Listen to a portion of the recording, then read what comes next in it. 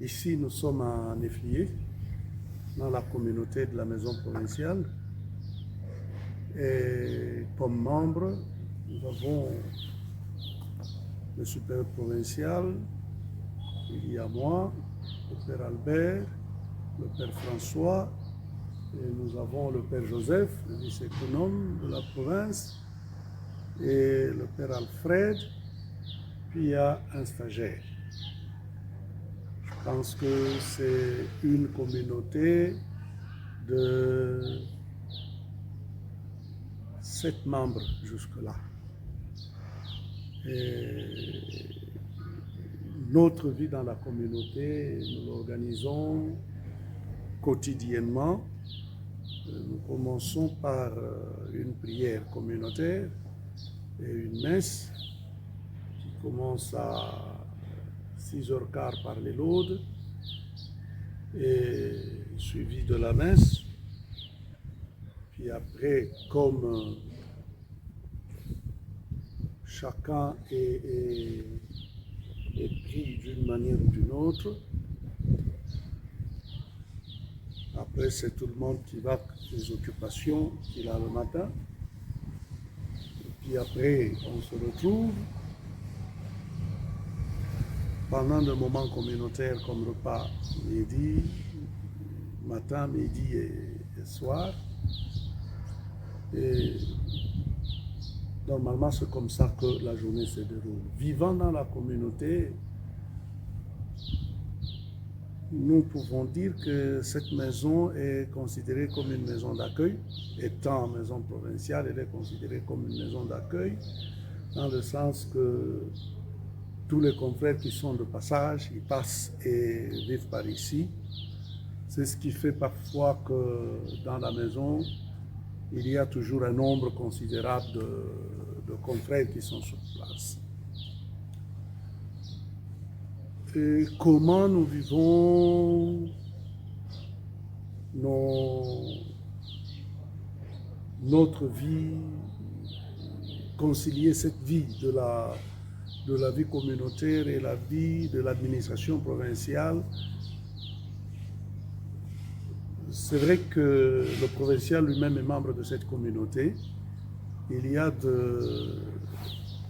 un certain nombre de choses qui se font et dans la communauté qui je peux dire, ne dépendent pas directement de l'administration, mais plutôt de membres de communauté qui ensemble prennent une décision et puis après on exécute. Et comment je dis qu'ils ne dépendent pas de l'administration provinciale, parce que c'est une communauté aussi, des membres qui sont là, et je peux dire ça, qui sont en quelque sorte détachés de l'administration. Quand je parle de l'administration, je vois le supérieur et son conseil, et l'organisation de cette communauté est différente de cette organisation, de l'administration en général,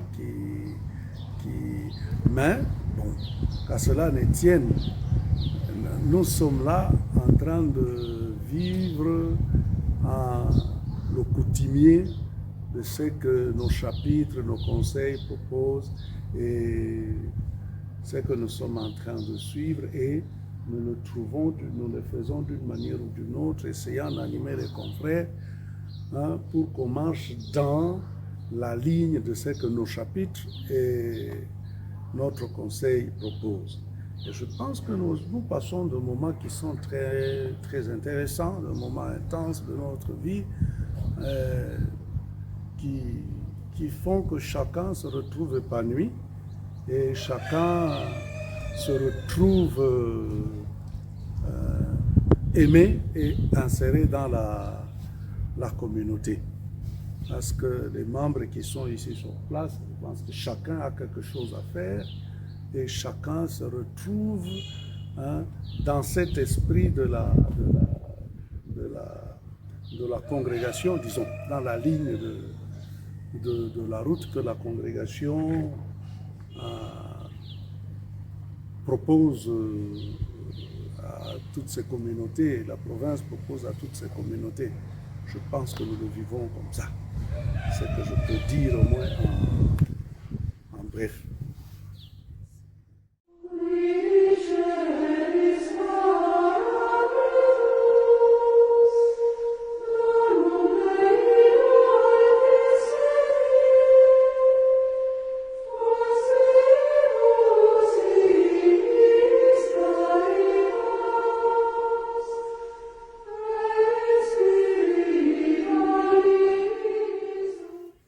Nous sommes des religieux, spiritains, nous sommes régis par des documents et d'une manière spéciale par la règle de vie spirituelle.